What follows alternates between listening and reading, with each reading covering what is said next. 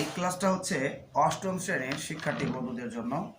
এখানে ইসলাম শিক্ষা বই থেকে আমি কিছু গুরুত্বপূর্ণ পড়া বানিয়ে দেব।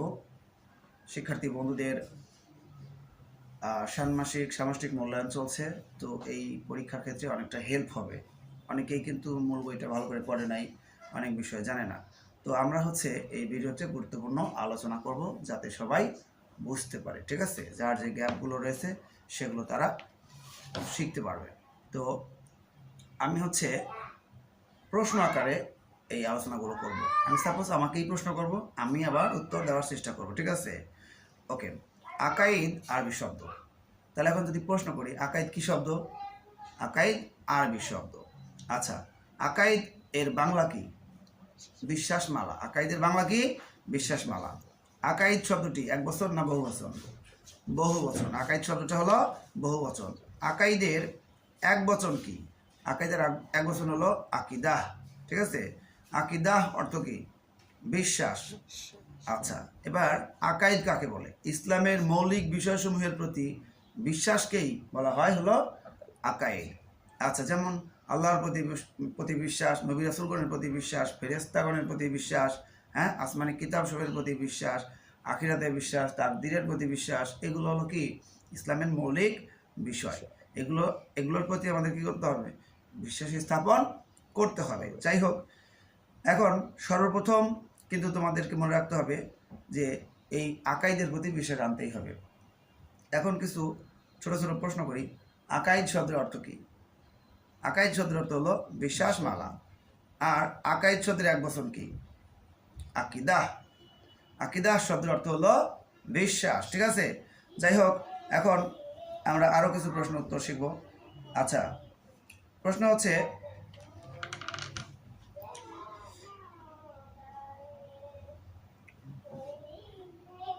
আল্লাহু তাওয়াবুন এর অর্থ কি?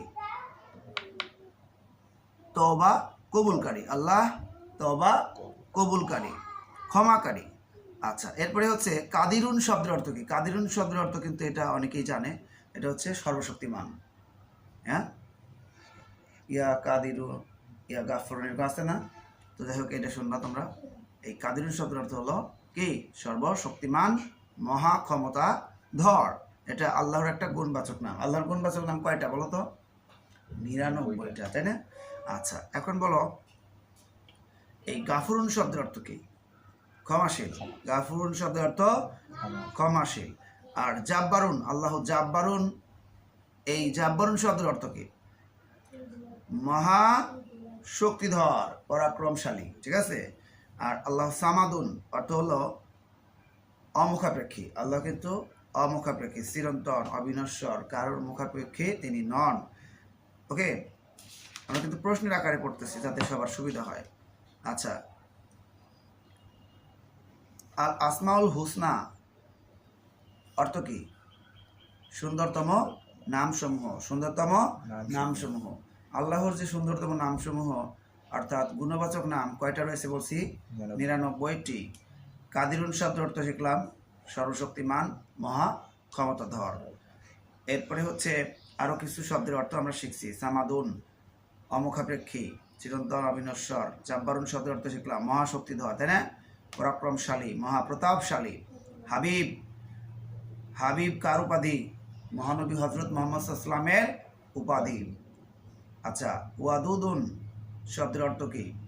স্নেহপরায়ণ, প্রেমময়, ঠিক আছে?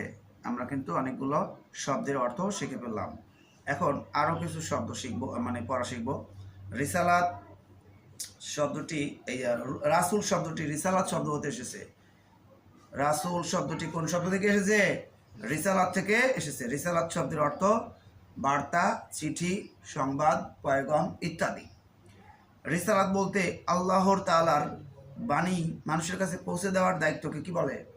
রিসালাত বলে। আল্লাহ তাআলা তার বান্দাদের যুগে যুগে শিক্ষা দেওয়ার জন্য, ঠিক আছে, নবী রাসূলগণের মাধ্যমে যে সমস্ত কিতাব নাজিল করেছেন সেগুলোকে বলে আসমানি কিতাব। আসমানি কিতাব মোট কয়খানা? 104খানা। আচ্ছা, এর মধ্যে 4খানা হলো বড় আর 100খানা হলো ছোট। এই ছোট 100খানা কিতাব কি বলে? সহিফা। মনে থাকবে, মনে রাখার চেষ্টা করবো অবশ্যই। এরপরে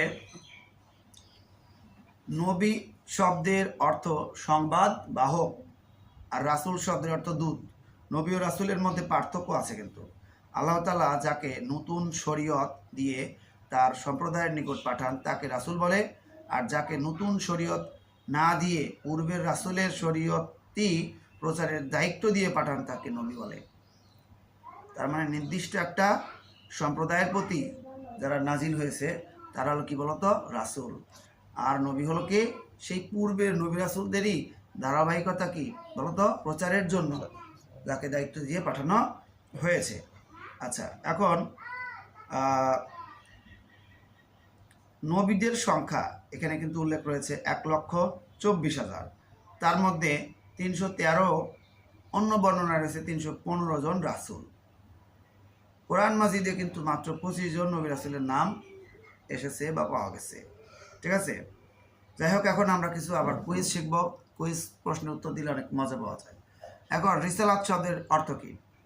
বার্তা, চিঠি বা সংবাদ। আচ্ছা, মানব জাতিকে সঠিক পথে পরিচালনার জন্য আল্লাহ তাআলা কাদেরকে প্রেরণ করেছেন? নবী রাসূল। আচ্ছা, রিসালাত বলতে কি বোঝায়? আল্লাহ তাআলার বাণী মানুষের নিকট পৌঁছে দেওয়ার দায়িত্বকে বলে রিসালাত। আচ্ছা, ইসলামের মৌলিক বিষয় কয়টা? ইসলামের মৌলিক বিষয় 7টি। কয়টি? 7টি। নবী রাসূলগণ প্রেরণের প্রয়োজনীয়তা কি? বলো। নবী রাসূলগণ প্রেরণের প্রয়োজনীয়তা হচ্ছে আল্লাহর একত্ববাদ প্রতিষ্ঠা, আল্লাহর সাথে বান্দার যে সম্পর্ক তৈরি করার কথা সেটাই তারা প্রচার করতেন, আল্লাহর দিকে যাওয়া, ফেরত যাওয়া। আচ্ছা, এখন বলো, নবী রাসূলগণ কার কর্তৃক মনোনীত? আল্লাহর তাআলার কর্তৃক মনোনীত। আচ্ছা, নবী রাসূলগণ কিভাবে আল্লাহর বাণী লাভ করতেন? ওহীর মাধ্যমে। ওহীর মাধ্যমে। আল্লাহর প্রেরিত নবী রাসূলগণ কিসের প্রতীক? সত্য ও ন্যায়ের প্রতীক। সত্য ও ন্যায়ের প্রতীক। হযরত ইব্রাহিম আলাইহিস সালামকে আল্লাহ তাআলা কি বলে আখ্যায়িত করেছেন? খলিল বা বন্ধু। খলিল শব্দের অর্থ কি? বন্ধু। খলিল শব্দের অর্থ কি? বন্ধু। আল্লাহ কোন কোন নবীকে নবুয়তের সাথে বাদশাহ দান করেছেন? হযরত সুলাইমান আলাইহিস সালামের নাম শুনছো? তিনি কিন্তু বাদশাহ ছিলেন। হযরত দাউদ আলাইহিস সালামও। এখন তারপরে গুরুত্বপূর্ণ আলোচনা কিন্তু শুনলে পড়া মনে থাকে। কাকে আল্লাহর বিশেষ সৌন্দর্য দান করেছিলেন? হযরত ইউসুফ আলাইহিস সালামকে। হযরত ইউসুফ আলাইহিস সালামকে অনেক সৌন্দর্য দান করেছিলেন আল্লাহ তাআলা। কার লাঠি সাপে পরিণত হতো? এটা কিন্তু মনে রাখার চেষ্টা করবো। এটা হচ্ছে বলো, এইটা কার? হযরত মুসা আলাইহিস সালামের একটা লাঠি ছিল, সেই লাঠিটা যখনই তিনি ভূপৃষ্ঠে মারতেন সাপে পরিণত হতো। আল্লাহর আদেশে চন্দ্রকে দ্বিখণ্ডিত করেছেন, বিদীর্ণ করেছেন কে? হযরত মুহাম্মদ সাল্লাল্লাহু আলাইহি ওয়াসাল্লাম। এরপর নবী রাসূলের উপর বিশ্বাস স্থাপন করা কি? ঈমানের একটা অংশ। রাসূল শব্দের অর্থ দূত। ঠিক আছে, নবী শব্দের অর্থ সংবাদ বাহক। হযরত মুহাম্মদ সাল্লাল্লাহু আলাইহি ওয়াসাল্লাম এর সবচেয়ে বড় মুজিজা কি? বলো। এটা হচ্ছে আল কোরআন যে নাজিলের ক্ষেত্রে তার ভূমিকা, আল্লাহ তাআলার কাছ থেকে প্রেরিত যে কোরআন, সেটা মহানবী হযরত মুহাম্মদ সাল্লাল্লাহু আলাইহি ওয়াসাল্লাম এর মাধ্যমে অনেকটা হয়েছে, তাই না? দীর্ঘ 23 বছরে মহানবী সাল্লাল্লাহু আলাইহি ওয়াসাল্লাম কোরআনের যে বিভিন্ন আয়াত নাজিল হয়েছে তিনি মানে ফেরেশতার মাধ্যমে তিনি ওটা পেয়েছেন, তাই না? আচ্ছা, যাই হোক, এবার বলো, খাতামুন অর্থ কি? শেষ, সমাপ্ত। আর নবুয়াত শব্দের অর্থ পয়গম্বরী বা নবীগণের দায়িত্ব। তাহলে খতমে নবুয়াত শব্দের অর্থ নবুয়তের পরিসমাপ্তি বা সমাপ্তি। এখন বলো, নবী রাসূলগণ আগমনের ক্রমধারার সমাপ্তিকে বলা হয় নবুয়তে খতমে নবুয়াত। খতমে নবীগণের যে কি আছে না, ক্রমধারার সমাপ্তি, আর আসবেন না। এবার বলো, সর্বপ্রথম নবীর নাম কি? হযরত আদম আলাইহিস সালাম। সর্বশেষ নবীর নাম কি? হযরত মুহাম্মদ সাল্লাল্লাহু আলাইহি ওয়াসাল্লাম। এবার মানব জাতিকে হেদায়েতের জন্য আল্লাহ তাআলা যুগে যুগে কাদেরকে প্রেরণ করেছেন? নবী রাসূল। আচ্ছা, ঠিক আছে, পারছো। এখন বলো, তারপরে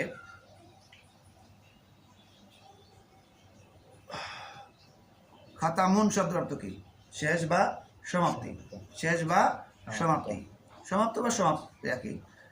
আর নবুয়াত অর্থ হলো পয়গম্বরী, ঠিক আছে, নবীগণের দায়িত্ব। খতমে নবুয়াত অর্থ নবুয়াতের সমাপ্তি। খাতামুন শব্দের অর্থ কি? সিল মোহর, সিল মোহর। এখন মহানবী ইসলামকে খাতামুন নাবিন বা সর্বশেষ নবী হিসেবে ঘোষণা করেছেন কে? মহান আল্লাহ। আচ্ছা, কিয়ামত পর্যন্ত সমগ্র বিশ্বের সকল মানুষের নবীকে হযরত মুহাম্মদ সাল্লাল্লাহু আলাইহি ওয়াসাল্লাম। এখন আমরা কিছু কুইজ শিখব।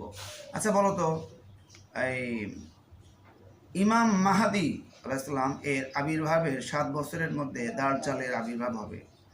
যখন হযরত ইমাম মাহাদি আসবেন, তার আবির্ভাবের 7 বছরের মধ্যে দাজ্জালের আবির্ভাব হবে। দাজ্জাল ও তার বাহিনী মুসলমানদের উপর অসহনীয় অত্যাচার করতে থাকবে, নির্যাতন করতে থাকবে, তাই না? একদিন দুজন ফেরেশতার কাঁধে ভর করে ঈসা আলাইহিস সালাম দামেস্কের একটি মসজিদে অবতরণ করবেন। নেমে এসে তিনি ইমাম মাহাদি এর সাথে মুসাফাহা করবেন। এরপর ইমাম মাহাদির পিছনে মুক্তাদি হয়ে আসরের সালাত আদায় করবেন। আমরা কিছু কুইজ শিখব এখন। সেটা হচ্ছে, কোন নবী দুনিয়ায় পুনরাগমন করবেন? হযরত ঈসা আলাইহিস সালাম। আখেরি জামানায় কে আত্মপ্রকাশ করবেন? ইমাম মাহাদি আলাইহিস সালাম। হযরত ঈসা আলাইহিস সালাম এবং ইমাম মাহাদি ইসলাম কোন ধর্মের অনুসারী? ইসলাম ধর্মের অনুসারী। এবার বলো, ইমাম মাহাদি কার বংশধর হবেন? ইমাম হাসান রাদিয়াল্লাহু তাআলা আনহু। এবার বলো, ইমাম মাহাদি কোন মাসে নিজে কিভাবে আত্মপ্রকাশ করবেন? রমজান মাসে, কাবা ঘর তাওয়াফ অবস্থায়। রমজান মাসে। কোথায় মুসলমানগণ তার হাতে বায়াত গ্রহণ করবেন? কাবা চত্বরে। কাবা চত্বরে। ইমাম মাহাদি আলাইহিস সালাম এর আবির্ভাবে কত বছরের মধ্যে দাজ্জালের আবির্ভাব হবে? বলো, তাকে বলছি 7 বছরের মধ্যে। কজন ফেরেশতার কাঁধে ভর করে ঈসা আলাইহিস সালাম অবতরণ করবেন? 2 জন, ঠিক আছে। হযরত ঈসা আলাইহিস সালাম কোথায় অবতরণ করবেন? দামেস্কের একটি মসজিদে। কিয়ামত এই শব্দটা তোমাদের কি পরিচিত? হ্যাঁ, কিয়ামত শব্দের অর্থ হলো মহাপ্রলয়, পুনরুত্থান, হাসরের ময়দানে দণ্ডায়মান হওয়া বোঝায়, ঠিক আছে। যাই হোক, আমরা এখন অনেক কিছু শেখার চেষ্টা করব। আচ্ছা, এখন হচ্ছে কিয়ামত বা মহাপ্রলয় কখন সংঘটিত হবে? মহান আল্লাহ তাআলা তা গোপন রেখেছেন। তাছাড়া তিনি ছাড়া কিন্তু কেউ জানেন না, তাই না? যাই হোক, হযরত ইসরাফিল আলাইহিস সালাম কি করবেন? সিংহায় ফুঁক দিবেন। ফুঁক দেওয়ার সাথে সাথে কিয়ামত বা মহাপ্রলয় ঘটবে। সেদিন পৃথিবী প্রবল কম্পনে প্রকম্পিত হবে, অর্থাৎ কাঁপতে থাকবে। আসমান ও জমিনে আল্লাহ যাদেরকে ইচ্ছা করবেন তারা ছাড়া সবাই বেহুশ হয়ে পড়বে। পর্বত ভেঙে পড়বে, চূর্ণ বিচূর্ণ হয়ে যাবে, ঠিক আছে। বিক্ষিপ্ত ধূলিকণায় পরিণত হবে পাহাড় পর্বত, রঙিন পশমের মতো উড়তে থাকবে। সমুদ্রে আগুন জ্বলে উঠবে। আকাশের অবতরণ অপসারিত হয়ে গলিত তামার ন্যায় হবে। যাই হোক, সূর্য আলোহীন হয়ে যাবে। দেখছো, অনেক গুরুত্বপূর্ণ কথা। এখন তারপর বলছে কি, নক্ষত্ররাজি বিক্ষিপ্ত হয়ে পড়বে, চন্দ্র সূর্য একত্রিত হয়ে যাবে। সেদিন আকাশসমূহকে এমনভাবে গুটিয়ে দেওয়া হবে যেভাবে পুস্তকে লিখিত কাগজপত্র গুটিয়ে রাখা হয়। এভাবেই কিন্তু মহাপ্রলয় বা কিয়ামত সংঘটিত হবে। এই মহাপ্রলয়ে বিশ্বাস করা ঈমানের অংশ। পুনরুত্থান শব্দের অর্থ পুনরায় উত্থান বা উঠা, ঠিক আছে। কবর হতে মৃতের অবস্থান, উত্থান। মহান আল্লাহ মৃত্যুর পর মানুষকে পুনরায় জীবিত করবেন। পুনরুত্থানে বিশ্বাস স্থাপন করা কিন্তু ঈমানের প্রধান অঙ্গ, তাই না? সিংহায় যে ফুঁক দিবেন, দ্বিতীয় ফুৎকারে পুনরুত্থান সংঘটিত হবে। এদিনই বিচারের দিন। আল্লাহ আমাদের সবাইকে রক্ষা করুন, আমিন। কে সিংহায় ফুঁক দিয়ে কিয়ামত সংঘটিত করবেন? বলো, কে সিংহায় ফু দিলে কিয়ামত সংঘটিত হবে? আল্লাহর হুকুমে ইসরাফিল আলাইহিস সালামের সিংহায় ফু দিলে কিয়ামত সংঘটিত হবে। পুনরুত্থান অর্থ কি? পুনরায় উঠা, পুনরায় উত্থান। সিংহায় দ্বিতীয় ফুৎকারে কি হবে? কি হবে? পুনরুত্থান ও হাসর অনুষ্ঠিত হবে। হাসর শব্দের অর্থ একত্রিত হওয়া। আচ্ছা, এরপরে হচ্ছে ইয়াউমুদ্দিন বলতে কি বোঝায়? কর্মফল দিবস। ইয়াউমুদ্দিন অর্থ কর্মফল দিবস। হাসরের মাঠ কোথায় হবে? পৃথিবীতে। হাসরের দিনের দৈর্ঘ্য কত হবে? 50,000 বছরের সমান। তাকদীর অর্থ কি জানো? ভাগ্য। তাকদীর অর্থ কি? ভাগ্য, নিয়তি, নির্ধারিত করা কোনো কিছু, তাই না? এই মহাবিশ্বে যা কিছু ঘটবে আল্লাহ তাআলা তা কি করে রেখেছেন? নির্ধারণ করে রেখেছেন। তাকদীর দুই রকম, ঠিক আছে? অপরিবর্তনীয় তাকদীর আর পরিবর্তনযোগ্য তাকদীর। তাকদীরে মুবরাম, তাকদীরে মুআল্লাক। যাই হোক, তাকদীর কোন ভাষার শব্দ? আরবি। বলো, তাকদীর কোন ভাষার শব্দ? তাকদীর শব্দের অর্থ কি? নির্ধারণ করা, নির্দিষ্ট করা, নিয়তি বা ভাগ্য। ভাগ্য মনে রাখো। তাকদীর কয় প্রকার? 2 প্রকার। তাকদীর কত প্রকার? 2 প্রকার, ঠিক আছে? কোন জিনিস ভাগ্যকে পরিবর্তন করতে পারে? দোয়া। দোয়া করলে আল্লাহ পরিবর্তন করে দেন, তাই না? সাফায়াত শুনছো? সাফায়াত কিন্তু কারোর জন্য দোয়া করে না, কি সুপারিশ করে না, কারোর জন্য কিন্তু পক্ষপাত করা হয়। এটা হচ্ছে সাফায়াত। সাফায়াত করবেন কি? মহান আল্লাহ না, মহান আল্লাহ তো সবাইকে হেল্প করবে, কিন্তু মহানবী ইসলাম আল্লাহর কাছে মানুষের জন্য, তার বান্দার জন্য কি করবেন? সাফায়াত বা দোয়া করবেন, তাদের জন্য ক্ষমা প্রার্থনা করবেন, সুপারিশ করবেন, এক কথায় অনুরোধ করবেন, মধ্যস্থতা করবেন, ঠিক আছে?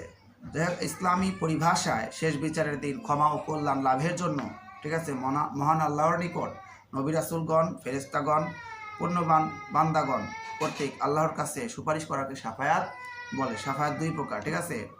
সাফায়াতে কুবরা আর সাফায়াতে সুগরা। এটা তোমরা অবশ্যই তোমাদের মূল বই থেকে পড়ে নেবে। তাহলে আমরা শিখে ফেললাম অনেক কিছু। এখন দেখি আরও কিছু আছে কিনা। আচ্ছা, শিরক শব্দের অর্থ অংশীদার সাব্যস্ত করা। শিরক শব্দের অর্থ কি? অংশীদার সাব্যস্ত করা, ঠিক আছে? সমকক্ষ মনে করা, সমতুল্য মনে করা। ইসলামী পরিভাষায় কোনো ব্যক্তি বা বস্তুকে আল্লাহ তাআলার সমকক্ষ মনে করাকে কি বলে? বলো, শিরক বলে। যে শিরক করে তাকে বলে মুশরিক। যে শিরক করে তাকে কি বলে? মুশরিক বলে। এখন শিরক কয় প্রকার? 3 প্রকার। আল্লাহর সত্তা অস্তিত্বে শিরক করা, ইবাদতের ক্ষেত্রে আল্লাহর সাথে শিরক করা, আল্লাহ তাআলার নাম ও গুণাবলীতে শিরক করা। যাই হোক, শিরক সম্পর্কে আমরা জেনে ফেললাম। তো এখন এই অধ্যায়ের মোটামুটি গুরুত্বপূর্ণ আলোচনা কিন্তু আমি করে ফেলেছি। যাই হোক শিক্ষার্থী বন্ধুরা, তোমাদের যদি এই ক্লাসটা ভালো লাগে তো অবশ্যই একটা লাইক দিয়ে দিও, পারলে তোমাদের বন্ধুদের মাঝে শেয়ার করে দিও। আমার ইংলিশ উইথ আজিম ইউটিউব চ্যানেলে ইংলিশ বিষয়ক ক্লাস দেওয়া হয়, পাশাপাশি আগে থেকে অন্যান্য সাবজেক্টের ক্লাস দেওয়া আছে, বাট ওই আজিম লার্নিং পয়েন্ট এই চ্যানেলে বাংলা বিষয়ক ক্লাসটাই বেশি দেওয়া হবে, ঠিক আছে? তো আজিম লার্নিং পয়েন্ট এই চ্যানেলটা সবাই সাবস্ক্রাইব করে দিও। আসলে অনেক ব্যস্ততার কারণে এই চ্যানেলে অনেক সময় ক্লাস দেওয়া হয় না, বাট সবার ভালোবাসা চ্যানেলটা কিন্তু অনেক গ্রো করতেছে, অনেক এগিয়ে যাচ্ছে। সবাই আমার জন্য দোয়া করবে বন্ধুরা, আমিও তোমাদের জন্য দোয়া করি। সবাই পরীক্ষায় ভালো করো, সবার জন্য শুভকামনা। আল্লাহ হাফেজ।